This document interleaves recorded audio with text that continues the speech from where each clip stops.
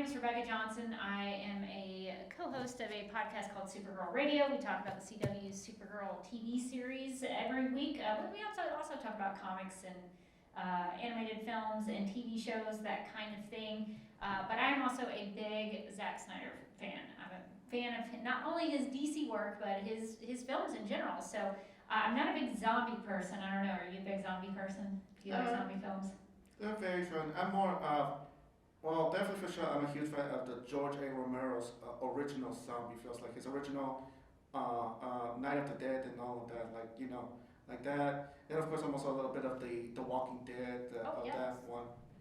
And it varies, zombies to zombie films, but I'm more of like the classic slow zombies, instead of the fast-paced ones. So, what do you think about how Army of the Dead kind of took some of the zombie genre tropes and sort of turned them on their heads? Like he did make. Actually, I think Zack Snyder is credited as the one who made zombies faster.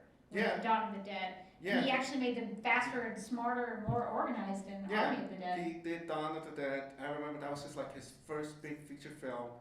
And originally, of course, when they announced the Dawn of the Dead and they announced this new director, of course, there's going to be a lot of people who skeptical, and considering if you're a fan of George A. Romero's original take, and but when he did it, how he did the zombies a little different and all, it's like, okay, this is interesting, this is something that has never been done, because again, in the past, we've seen hundreds and thousands of different types of zombie movies, but they all pretty much are the same, dumb, slow, and also like rotten corpse and everything. So when Zack Snyder decided to let's make them a bit more smarter and more energetic, more fun, it's like, okay, this is good, this is interesting, this is some of them they still play with the dumb tropes and everything. And now ever since then, you start seeing more and more properties of zombies that are not doing that, making them more smarter now. One example is of course Zombieland now, where they redefined the zombie drama also by doing what Zack Snyder did, having created more smarter and interesting zombies. So in other words, Zack Snyder did help redefine the zombie genre. So, in Army of the Dead, there are two kinds of zombies. There's the alphas, which are like the really smart, organized, faster, more humanoid. I would think they have emotions and they get scared or they get upset. And then you have those Shamblers, which are like a lower tier. So if Zeus bites you, you become an alpha, and if just another Shambler bites you, you become a Shambler, and you're not as smart or more intelligent, or even I think the Shamblers aren't even as emotional. I think the alphas are the more emotional ones. So what did you think about that, having levels of zombies? Honestly, that's great enough because again, like I said, since Zack Snyder when he redefined them, first of all, he just only made them like just smarter than. There was no like class or anything, and so he's like, okay, so I'm gonna go back to zombie drama. What hasn't been done yet, because like I said earlier, because of what Zack Snyder did, now everyone's been doing not only faster and more, but they're also doing something a little different with it. So so he's like, okay, so how do I do my zombies movie that still feels fresh and original? And that's the thing though, that's what he did, Like I said, I love how it's like you said, there's an alpha version. They're like you said, they're like a bit more the most humane in everything. Like they're smart, they're smart and intelligent. They know exactly. They command it and all. Then of course you have like someone of the lower. They still somewhat are have like a bit of emotion and intelligence, but at the same time, they're still kind of act a bit more zombie, and also they have these alphas to tell them, oh wait, to command what to do. And again, that's how it shows that they still have some intelligence, because they know exactly what to do and all. Like when they say do this or do that, they know exactly what to do. And then of course you have the old classic slow rotten dead one. And again, that's what I love most about it. It redefined. He changed. Well, I won't say redefined it enough, because again, it's not really redefined per se. He didn't change it as a whole, but he made it something new and interesting and took it in a new direction. And what did you think? Because I don't know that I've ever seen a zombie animal. So they had in Army of the Dead, they had a zombie tiger and a zombie horse. What did you think about that? Okay, that is true. No one barely does any zombie animals. That is true. I have seen No one has ever done it. It's always like in the past, it's just basically human. No one ever thought about it. I think maybe once or twice they might have done like other zombie versions of certain things, but not like animals, not in the way Zack Snyder. I think I love about that because I remember when the first trailer, the first teaser was shown for Army of the Dead, they showed the whole zombie tiger, and everyone was blown away of it. And then when you look at the behind the scenes of when Zack Snyder, he did say like, for the most part, when he did the zombie tiger, some of the part, it was mostly animatronic and everything for certain scenes and all. And I gotta admit, it's a very impressive. Obviously, of course, CGI has to be involved and all Right. when it comes to like the faster movements and all. So it's still great. And then the zombie horse, I like how they didn't make it too zombified, but at the same time, still not like it's like a regular horse and all. Right, yeah, it still has the same components of what they normally would look like, but you can tell they're zombie versions. I even heard him talk about how, Zack Snyder talked about how they could never have zombie birds, because birds could fly, especially in Army of the Dead, they could fly out of the quarantine zone and go infect other people, so you can't just have flying zombie animals, otherwise everybody would just be Already been infected. Yeah. And I think that's a smart choice and all because I think what he's trying to do is that again he makes sure he takes time with his writing and all, and make sure that it's not just some dumb zombie flick and all. He makes sure that it's smart, what works and everything, and that this is something that he has to think through truly of how he executed it and all. Otherwise, it is questionable. Otherwise, like you said, it is going to be questionable on saying, oh, if you had bird zombies, like you said, they could have just fly away and infect people on the outside very quickly. Yeah, they definitely thought that through, which I think is good. Do you know about the theory of that aliens might be tied to these zombies in Army of the Dead? No, and I do not. You don't need to go over far. I've seen franchises and in certain films like if you try to add unnecessary or some stuff that doesn't make any sense and all into a series, it's just gonna be like it's really dumb and it's just gonna be and you're gonna ruin the film and all the experience and all. Cause I like a good twist and all, but it has to make sense and all. Like like you said, with aliens involving with zombies, that's just some B movie stuff and all, or C movie stuff, and it just will ruin the experience and everything. We just stick to it with zombies and all. If you try to involve aliens, first of all, people are like, what? And then secondly, they're like, how does that make any sense? How does that fit into the story and everything? Well, and that's the storyteller's job, is to make it make sense. So I think if they did pursue that angle, I think they would have a good reason for it. There are some, like right at the very beginning of the film, there are some blue lights in the sky that sort of zip off. So it looks like spaceships, and I think they, when they're in that opening sequence, they talk about they have a code name Mothership, and they talk about Area 51. So I think there is some credence to the zombie alien theory, because they have like blue. There's like some blue something that's part of their blood or part of their anatomy, like the little baby that's born is well, I guess yeah, the little fetus that you see has a little bit of the blue, and when Zeus gets shot in the head, there's like blue stuff that comes out of it. So I don't know, if they did go that direction, I think they would have to really make it make sense. Otherwise, it's just gonna again, you just ruin the experience. And I want to go back to what I said about earlier about when Zack Snyder redefined. One of the things I did that now that I think about it, he did another thing that took into another is that how with zombie movies and now it's already like the end of the world, like all civilization, every city is basically all gone. There's no powers, yada yada.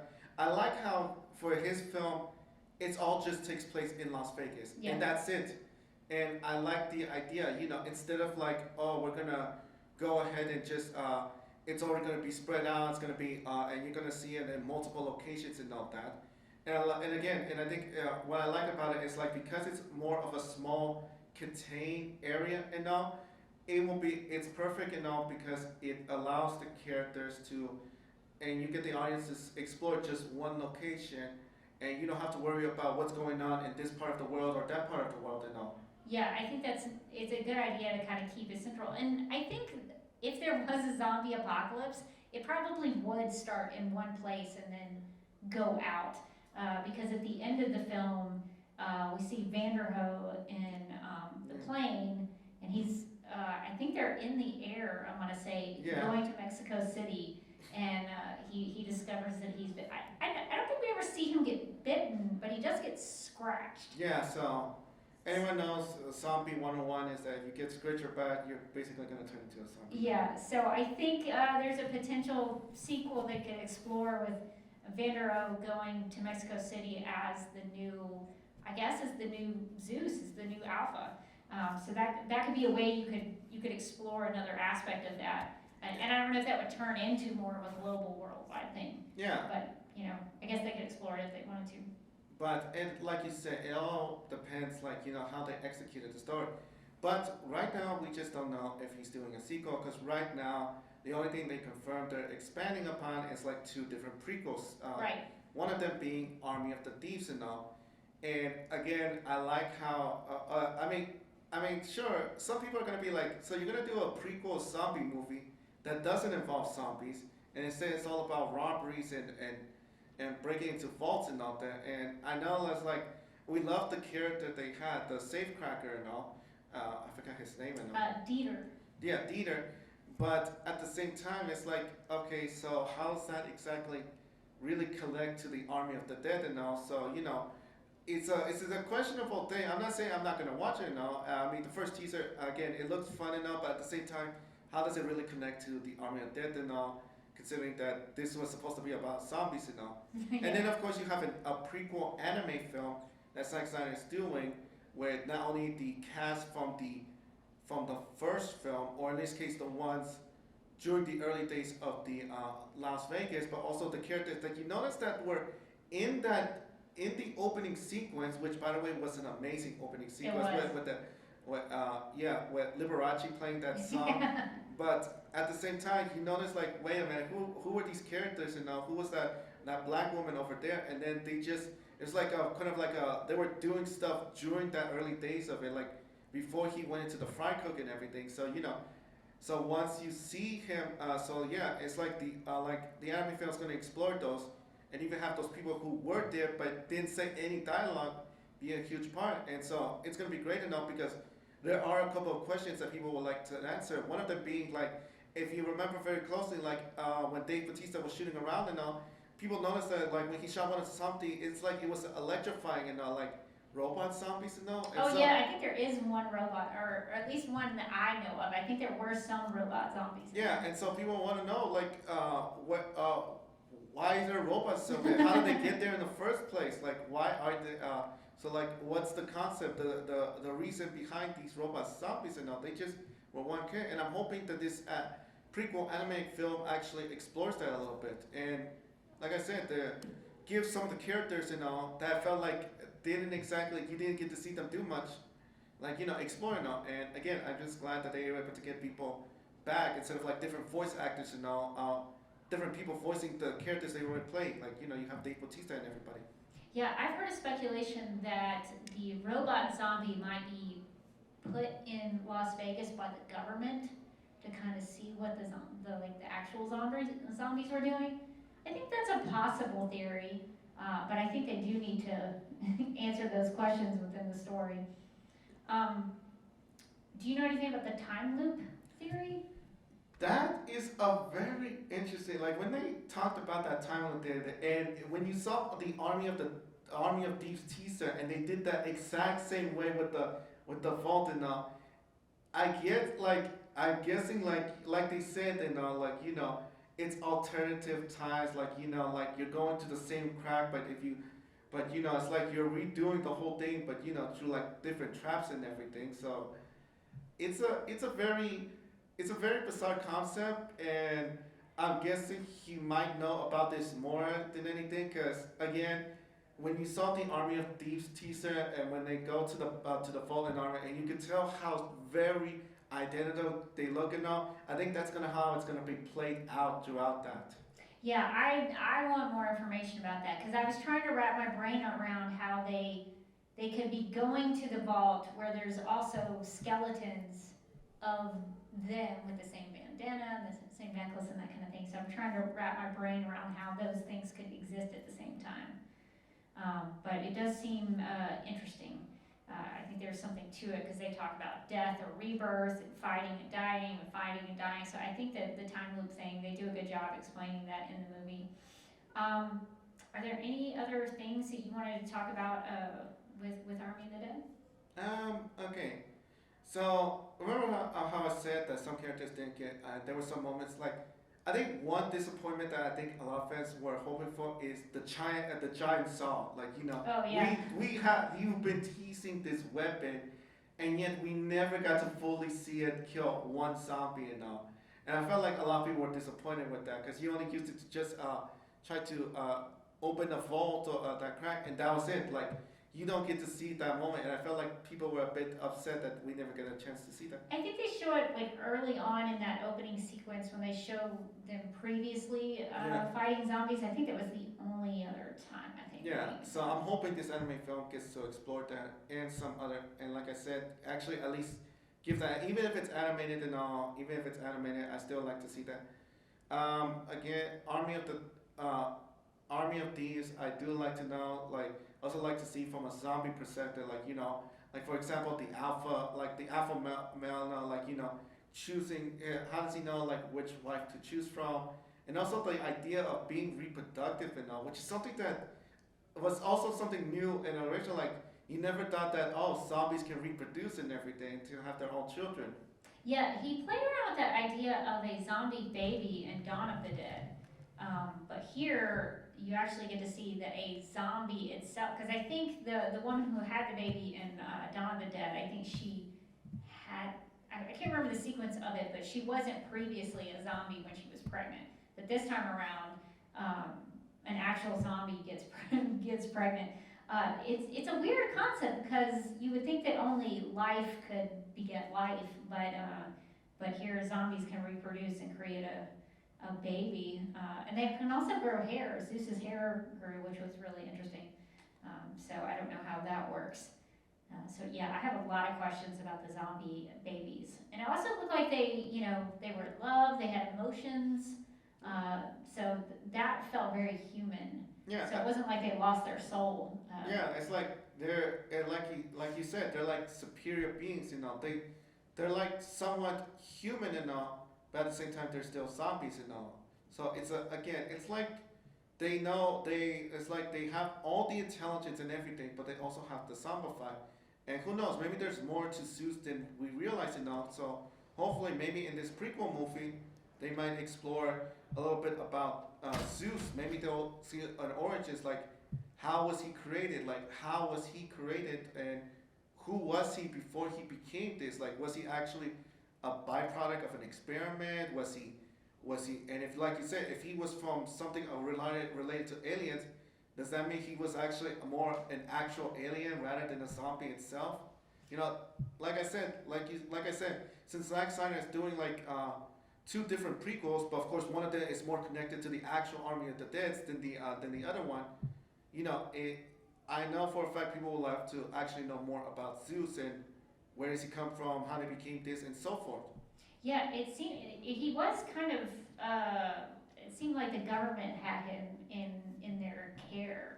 So that I'm very curious about that. How did the government were they trying to create a super soldier? I don't know. Or maybe he was over there at Area 51. So I don't know. There's a lot of questions with that.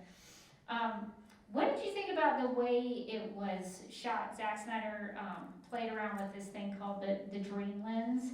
So it has a little bit of a different look, and there's a really shallow depth of field. What did you think about the way the movie looked? Well, here's the thing though. I know that people have mixed feelings about the way Zack Snyder does his film. Like I said, when you look at his projects like Watchmen, 300, and so many other films he did, you can when he does like sometimes some people like them and not like the slow motion sequence. Like I mean they're not like badly executed like Michael Bay and all because his slow motions are dumb and all. And then like he knows exactly the right moments to shot. And then when the dark scenes and all, some of them again executed well, but then there are other shots you might not like it or you just don't like the way they look. And so with Army of Dead, the way he shot it, again, I like how it isn't too Snyder, and he still has his own signature tells and everything, but at the same time, I like how it's a bit more colorful and everything. And like I said about the earlier zombie films, they're always so dark and always take place at nighttime and all that. So you have this during the day and all. Yeah, he shot. I think I heard he shot a lot of it in the natural light, of course, outside in the desert. I think they shot in New Mexico, maybe. So there a lot of it was outside. They of course used green screen in some of it, but it was tough to get kind of used to. I really liked the dream lens effect, but it was kind of hard to get used to that shallow depth of field because I guess it's a good way to really make you focus on one person. And kind of makes you, it forces you to focus on it because everything in the background is kind of blurred out. And I like it, because it's something of a different experience. Like again, he's trying to do something new and different, and that's something that, like you said, like with most directors, they're trying to do something new and different. They're either doing different genres and all that. Some films you recognize their works and all, and then when they try to do something, you're gonna be at first you might be, depending on what project they're doing and all, if it's something that you're recognizable or not, you might be a bit skeptical about how they do it, but at the same time, you'll still give them a chance and all. It's not like someone like Michael Bay and all, who does the same shtick over and over and over to the point that it's so predictable and bland and everything. And so with Army of Dead, like you said, with the natural lighting and all, and that's great and all, because again, that's something that not a lot of directors can do and all, to perfectly capture the right movement of the right sunlight and all. The only ones who I remember who actually has done it well is with Chloe Zhao and all, with both Nomadland and her upcoming Eternals movie. So like I said, I like the way he did it and all. It still has some Zack Snyder moments and vibes and that but as long as it doesn't get too much into the film and all, or it's not like doesn't execute it poorly and everything. Again, you'll appreciate what he did with Army of the Dead. Yeah, I like that it felt a little bit like an independent film, like an independent zombie film. It didn't ever feel like it was a big blockbuster studio film. So I was glad that he got a chance to be really creative with that, especially after what happened with Justice League. I thought it was cool that Zack did he was cinematographer, director of photography on that, as well as a director, as well as a writer. So I was glad that he got more chances to do that. So I'm glad that he played around with the lens and brought something new to the table. I think that was the thing, though. That I think that's why he said he enjoyed working with our Army of Dead a bit more with Justice League before the whole Warner Bros. Studio interference and everything. Is that Netflix gave him more creative freedom and everything to do it. I think that's always the thing with Netflix is, because you got used to them buying new franchises and IPs and everything, when they start the franchise, when you want to start a franchise or when you're doing a movie for them, they just let you do whatever you want. You get all the creative freedom. They just give you the money and that's it and all. So I think, I remember Zack Snyder saying he enjoyed filming it, and even Dave Bautista and all, he said he loved to work with Zack Snyder and all, and when he got the offer to do that instead of the new Suicide Squad, he thought that it was just going to be the repeat of David Ayer's Suicide Squad all over again. But and I think Zack Snyder was happy. He just liked to do it. He just likes to go back to doing projects without the mandate of studio, and I think that's been happening lately. With a lot of directors and all. Because they've gotten so used with doing movies in theaters and with these big studios and all, but of course they tell them like you can do this, but you can't do that, and so forth. And with with streaming services like with Netflix, Hulu, and Apple Plus and all that, and you saw big directors starting to do movies with them. Obviously, of course, it's because they get the more creative freedom and everything. Yeah, that's really smart. And of course, Netflix is like #1 in streaming. There's a reason for it. It's because they allow for that creativity and bringing something new to the streaming services. And Netflix, I was so surprised when they announced the prequel, Army of Thieves, and then the anime stuff. It's like, wow, they really went all in on Army of the Dead. So I was really happy about that because I think the premise behind that is, when something big comes out and you like it and you want more of it, you don't want to have to wait 2 years for the next movie. So I think I don't think we have a release date for Army of Thieves, I think but it's kind of nice that it's going to come yeah, sooner than later. I think they're trying to release Army of Thieves. I know they were able to shut that, I think, before the pandemic, or at least a couple of scenes, and then were able to try to do it around the pandemic. I think they're gonna try to release it either later this year or in early 2022 because since you know that since they already released it, that means we know for a fact it is coming. Yeah. They just don't have a specific release date. I think they're trying to choose wisely because again they don't want to.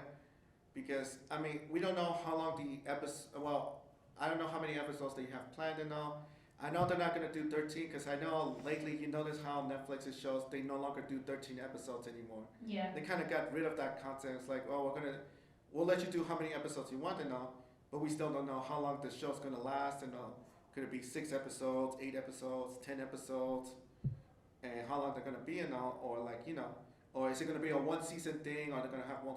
But like you said, if the show is very popular, Netflix will try to expand it as they want to expand this IP Now, granted, even their most popular shows, they haven't really expanded it into other stuff like Stranger Things or House of Cards or Orange is the New Black. But of course, with recent IPs like with Army of the Dead and The Witcher you can tell that they just don't. You don't need just they don't want just the main movie or the main show. They want to expand even more. Yeah, I think it's it's a neat idea because I guess they wanted to do an anime because they know anime is popular. Yeah. So it's one of those things where it's like I would never have thought like, oh yeah, do an anime connected to the zombie universe of Army of the Dead. I would never have and that's thought the thing of though. Even The Witcher is getting its own animated film. Is it? I didn't know that. That's it's cool. It's literally coming out later this month and of course again they're also doing a prequel TV series a prequel Witcher TV series. So again they're expanding on that series because it was very popular when it first came out, and consider again it just I guess one of the advantages with these franchises is of course who's behind it and who's the star of it. If you have a good director and a good actor obviously of course if it's very popular it is. And I remember that Army of the Dead was a huge success. It was a top streamer and everything. Mm-hmm. You have Dave Bautista, you had Zack Snyder involved, so obviously and once people liked it they want to see more of it. And with The Witcher, of course, because you had Henry Cavill as Geralt, again, people wanted to see more of that franchise. Yeah, that's really smart. And I know they're like some of the other streaming services, of course, Disney Plus has done a really good job of expanding on The Mandalorian and some of their Marvel series. So I think that's a good way to keep subscribers coming back. So it's really smart. Well, to be fair, the Disney Plus, even though you have to remember, Disney Plus is very late. Well, I won't say late in the show, but they haven't been that long. It's only been 2 years.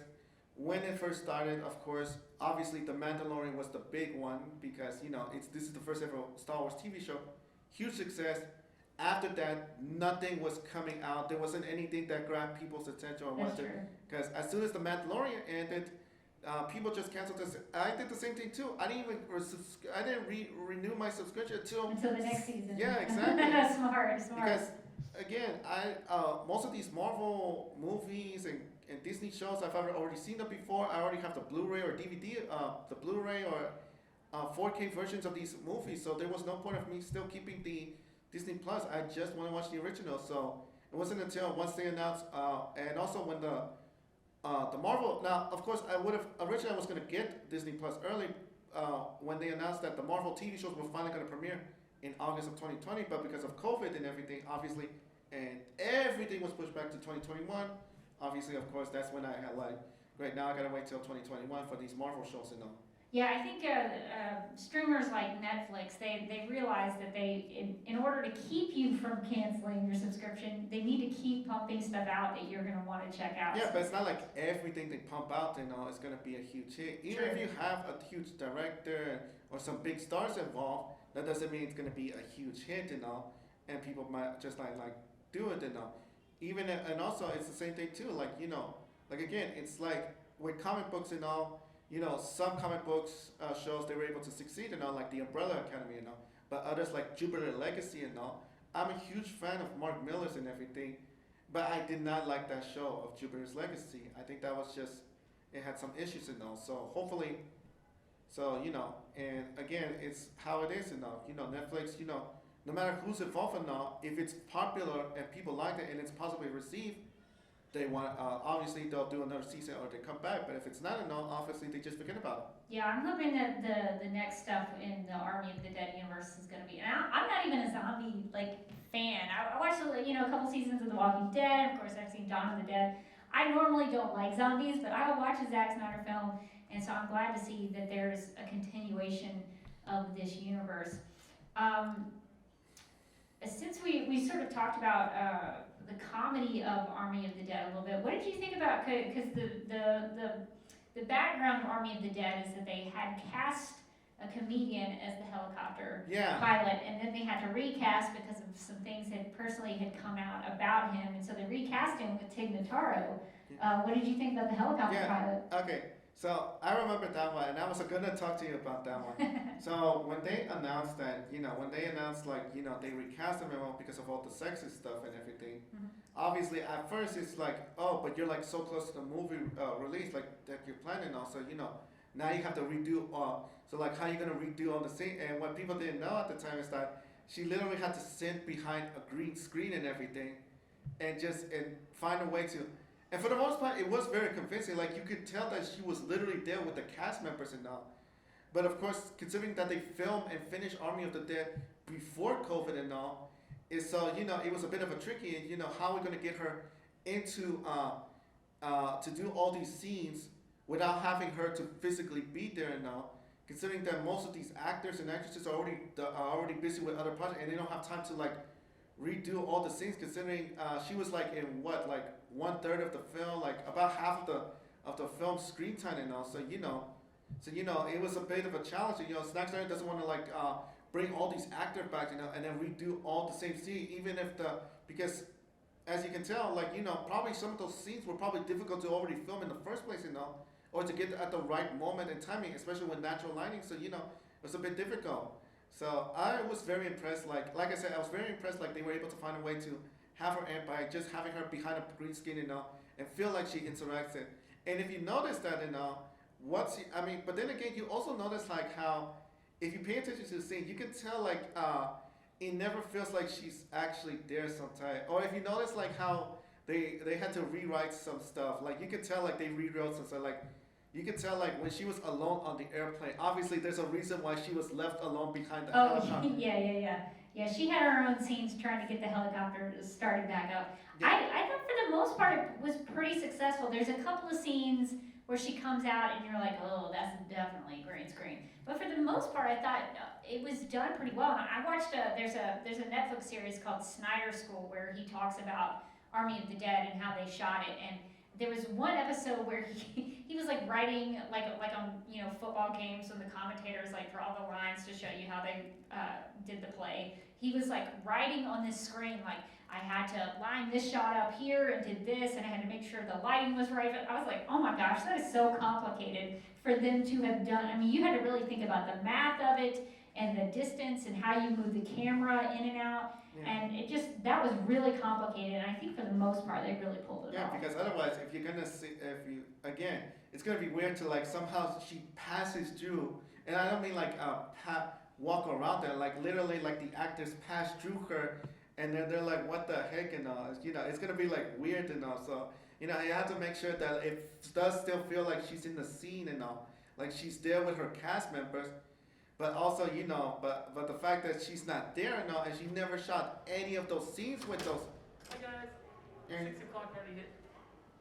It started at 5:30.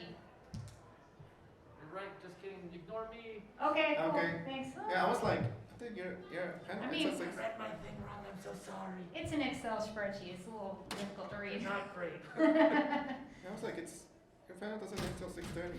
Yeah, I know. Anyhow, like I was saying early, the way they shot the film, like I said, it's still very impressive. Like you said, there are still gonna be moments yeah, that's definitely green screen, or yeah, I know for a fact that she wasn't there and all. People were yeah, that did not look right. But at the same time, for the most part, 90% of it was very convincing and all. And of course, obviously, like I said earlier, they have to write some new things, because considering like again the solo helicopter. Obviously, I'm pretty sure that was an exclusive to her, because if they would have originally kept the original actor of the helicopter, obviously, of course, they would have that scene would have been played out differently, or maybe he wouldn't even, or maybe they wouldn't even done that at all, like that whole getting up, like he might have done that, and then he could have been with his actual cast members. They could have been certain moments. So obviously they had to rewrite everything, Yeah, that'd be a good question to know if that was originally the way it played out, or if they did it just so that they could give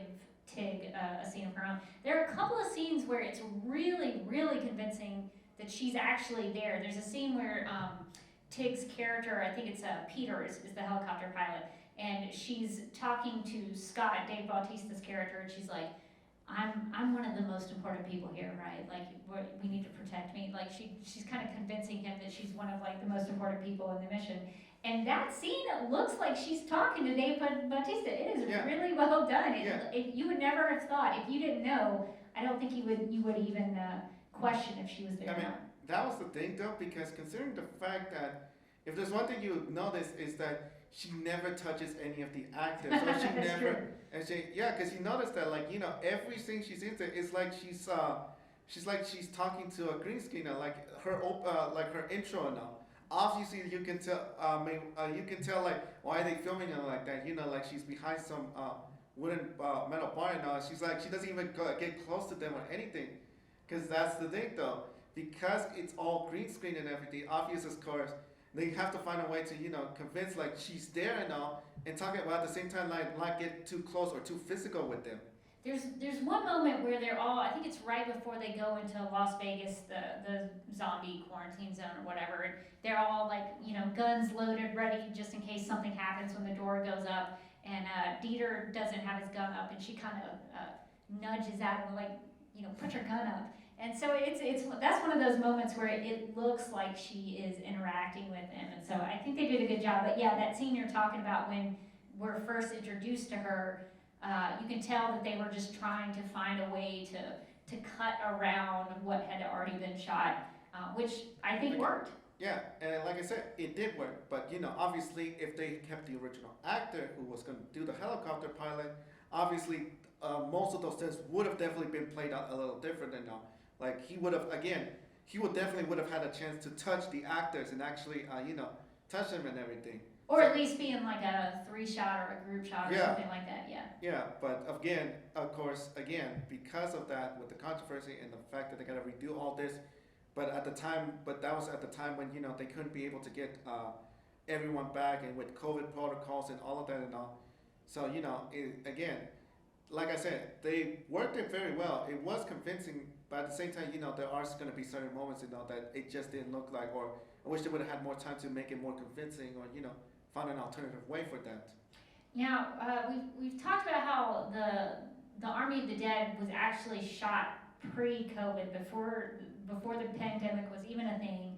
But it's weird to me. What was interesting to me, I know a lot of people have talked about like the wall and the political statement of that, but what I thought was really interesting when I saw it was that it had a quarantine section. They were measuring taking people's temperatures, and I was like, this is too real for me. It was weird. It was almost like it sort of predicted the pandemic without actually doing so. So it was strange to look at that now that we're in that kind of situation. Yeah, I remember obviously 2020 we did because all of this stuff was already filmed probably a year earlier, 2019 and all.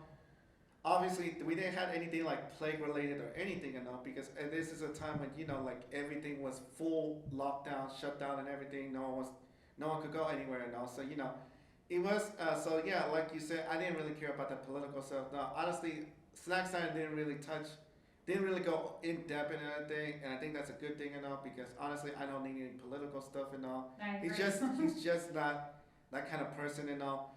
But at the same time, with that whole COVID thing, it was like a bit too on the nose thing. And it was the same thing too with another Netflix series that premiered around a couple of weeks later called Sweet Tooth and all, with the whole pandemic and Oh, so I haven't seen that yet. So it has again, Pandemic vibes? yep, virus and everything. Ah, interesting. Yeah, so it was a bit too on the nose, but I think it was like, I remember when they talked about and when they first showed it, I remember it was like, okay, we just gotten past like all of this stuff, and the last thing people need a reminder of is, this whole disease and plagues and all that, because obviously we just don't.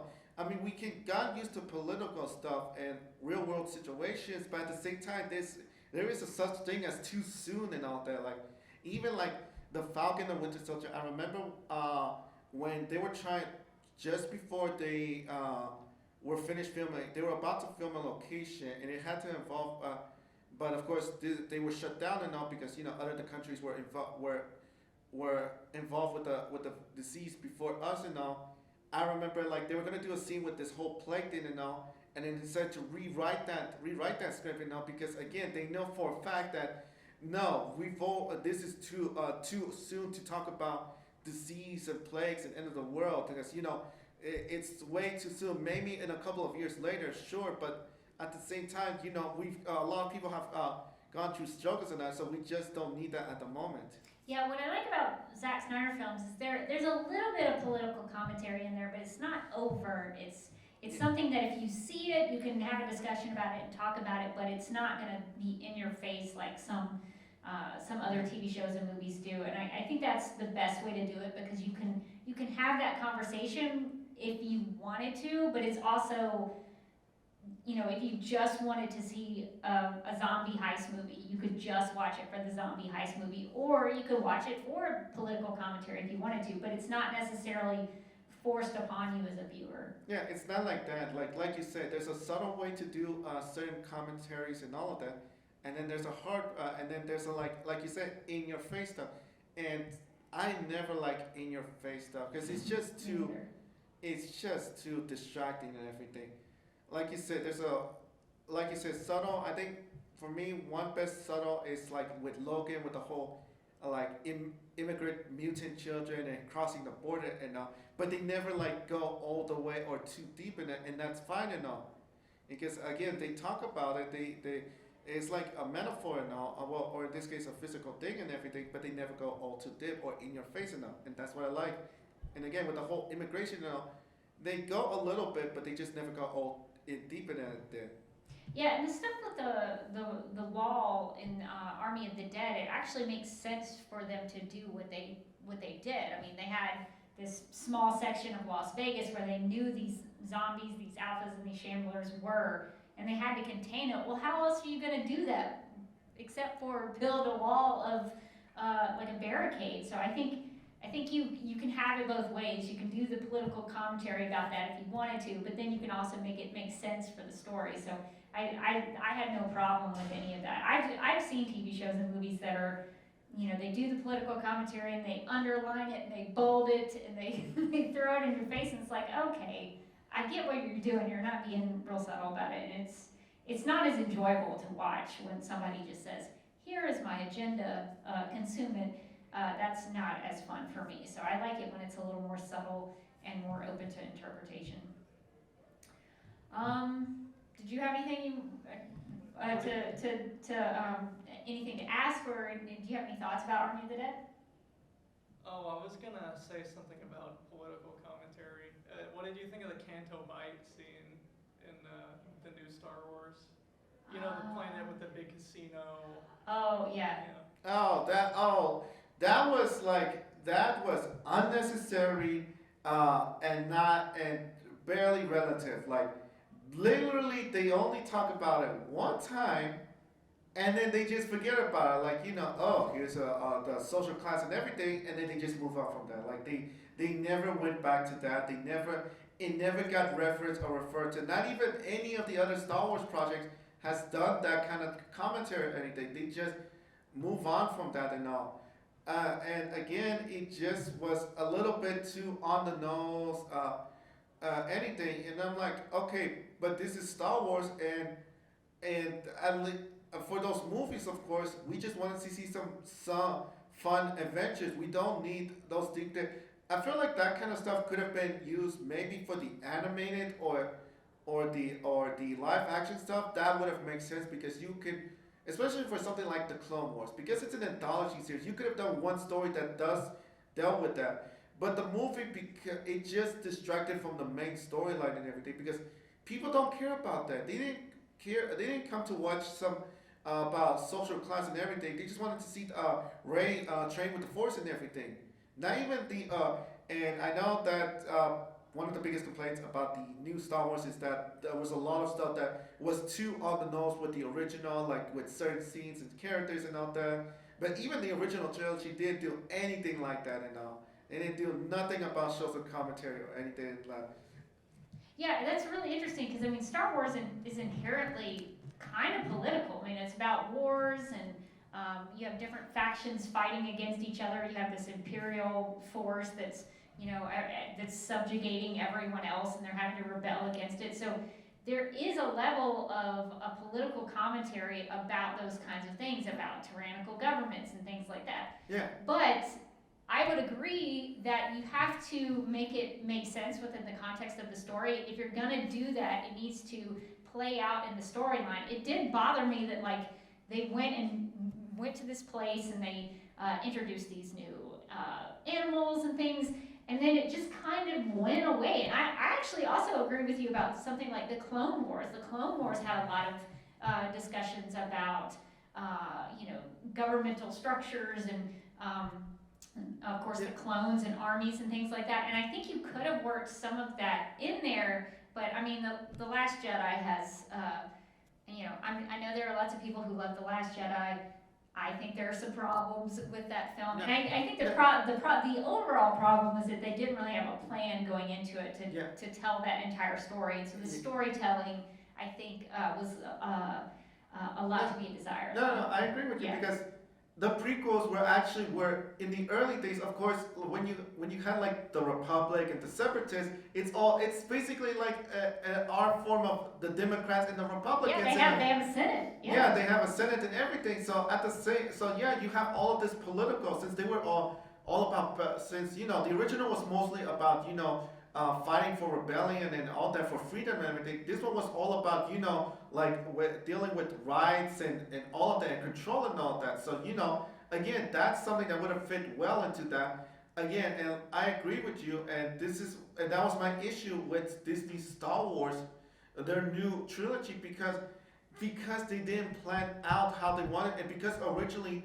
they tried to have different directors. And I get it. You try to redo what you did with with the original trilogy, because even though George Lucas was involved in didn't direct the second and third, he was still involved with it. So not only did you have someone involved, but you also did make sure that everything was supposed to play out from beginning, middle, and end. And even though Return of the Jedi was still weak, at least it still fits into the context of the other two, and it still had a proper ending.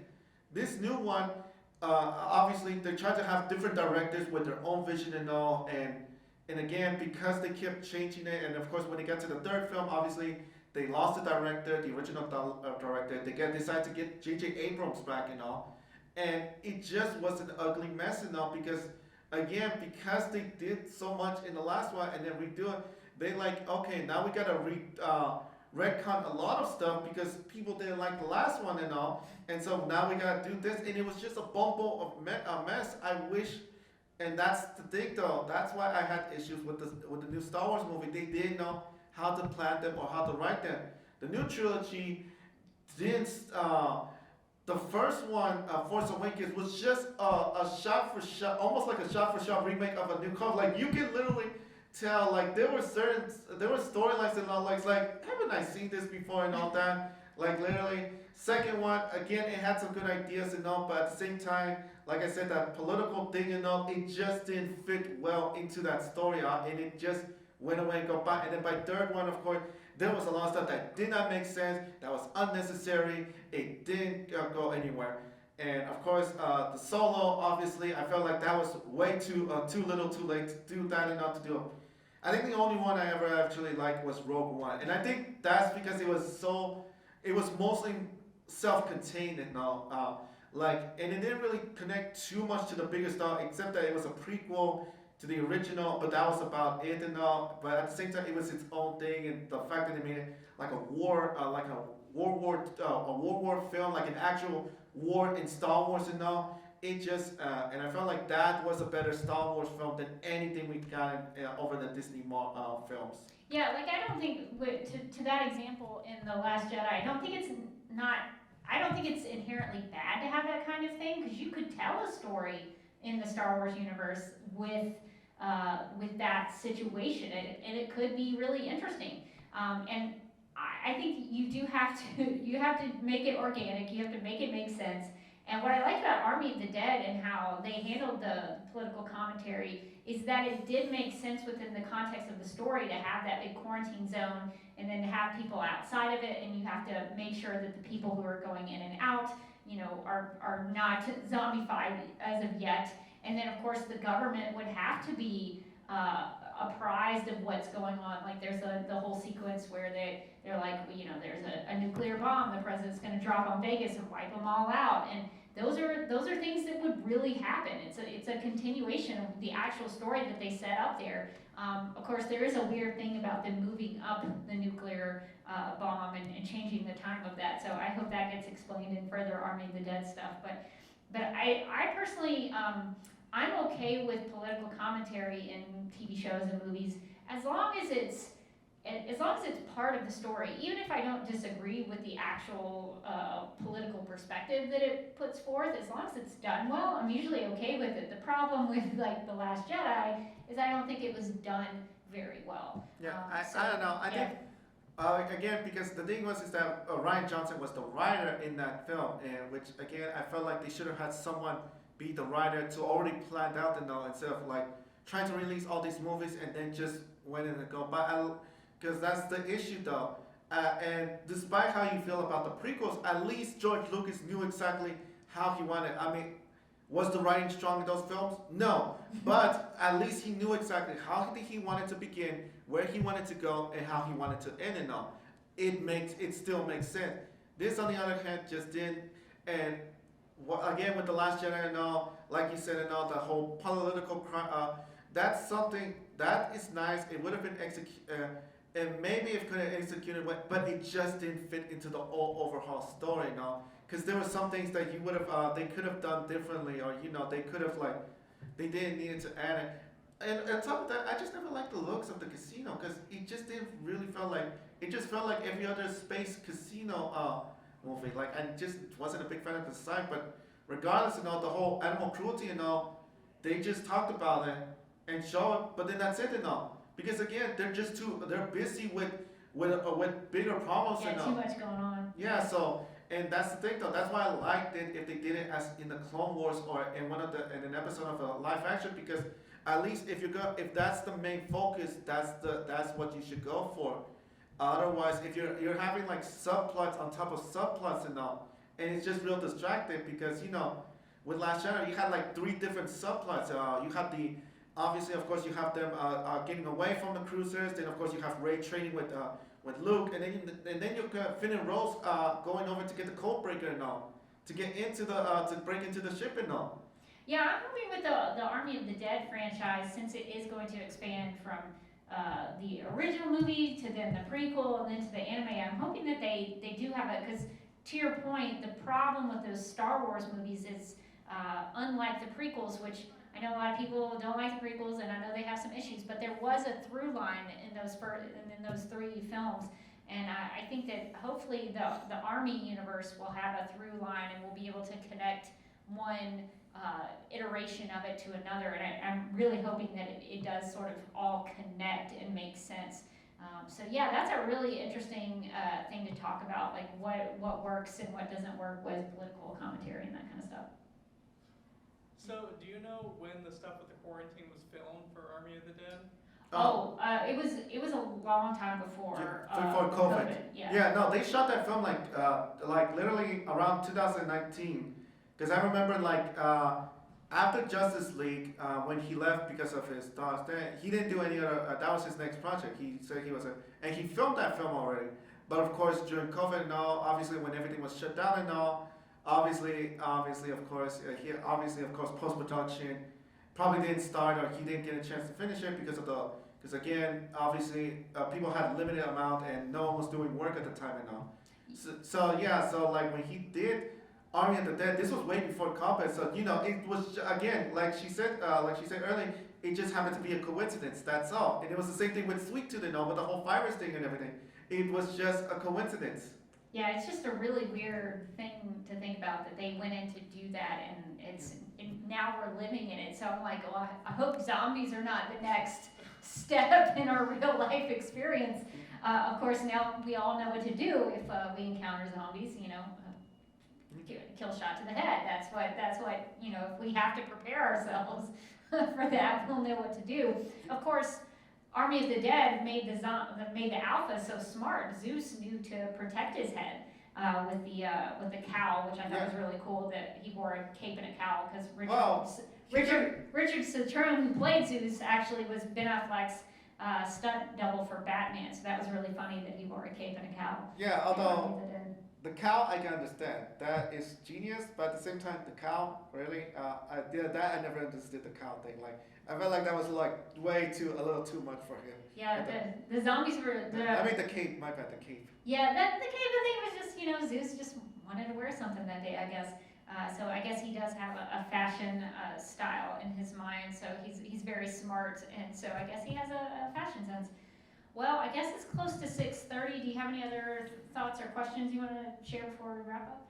So zombies have more personality here, more intelligent. Are they faster? Yes. Yeah. So the zombies in Army of the Dead. So there's two levels. So there's alphas, which the original zombie that we know of, Zeus. He's an alpha, and so if he bites you, you become an alpha as well. And the alphas are smarter, faster. They're organized, so they can. They have rules that they abide by with the regular humans. They're more emotional. They can get pregnant. They fall in love. They ride horses. So they're very interesting because they're kind of like just a superhuman of human, like a genuine superhuman. There's another level though that is just like a regular zombie. They're called Shamblers. And so if a shambler bites you, you become a shambler. And so they're not as smart. They kind of do what the alphas tell them to do. So I like that they have different levels of them. You could say they do have some intelligence because if they, sure, they're not as high thinking as the alphas, but at the same time, they're not like dumb and all just wandering around. True. If they tell them if the alphas tell them to do this or that, they actually know. They'll at least know exactly what they're talking about and what they have to do and all. So go find my wife and all. At least they know exactly where to go and everything. Yeah, they're not just like mindless zombies that you might see in other zombie films. So they kicked it up a notch with the zombies. So that leads me to, I do have a question. When the time comes when Zack Snyder decides I want to do a sequel for it, should he do the same thing as he did with his first film, have it more, the same thing, like be centered around in one city and area and all that, or should they expand on the globe? Well, I mean, the way it ends, I want to know what happens if Vanero goes to Mexico City and becomes the new Zeus. I would be interested in seeing what happens with that. But I mean, with that universe, the way they set it up, there's so much you could do with it, and Yeah. I'm hoping Netflix gives him an opportunity to do I mean, that would be good. I mean, otherwise they're just gonna leave it like cliffhanger. And I always hate when movies end with cliffhangers and all, because you never know if they're ever gonna get another season or another movie and all. And they're like, no, we're just gonna end it like that and all. So and right now we just have these prequel films, and even though one of them doesn't really connect to the main Army or something, I'm still interested to see Army of Dead, because again, I just love the Safe character. He is a fun character. Can't wait to see more of him. And of course, this animated one, obviously, is just gonna be like the early days. Like, obviously, if you saw the opening of it, obviously there's some question about it, because you can tell like Dave Bautista was there at the early days and all. And so and I'm hoping they explore that more and all, especially with you notice there's other, especially the one you might remember, that black woman who was holding that little girl and all. And then as they were trying to drop the final blockage and all, she got squashed, and the little girl got squashed too and all. Yeah, that was heartbreaking. Yeah, but it's like, well, it was heartbreaking, but at the same time, it's like, who is this What's character? their story? Yeah. Yeah, it says, again, they were just showing like these images and all of like the characters, like, you know, like they were doing a photo shoot and all, like with portraits and everything, but only like the guy with the saw and Dave Bautista himself were the only ones that you know that they lived through it and you know they moved on and all, but her she died and all, so you never get an idea. Heck, you even saw her like she was killing those two people in the car and all as they were bitten, and you know she just shot them. And you know I wanted to know because I know they said like they if you remember they were like a part of an operation and all, like you know when they were trying to you know self-contain it and all, and when they didn't, of course they did the whole build a wall and everything. Yeah. So hopefully in the continuation of the Army of the Dead universe, we'll get some more answers to all the questions that we have. Well, thank you guys for hanging out with me for an hour and talking about zombies and politics. So this was really fun, and I hope you guys have a good rest of your time here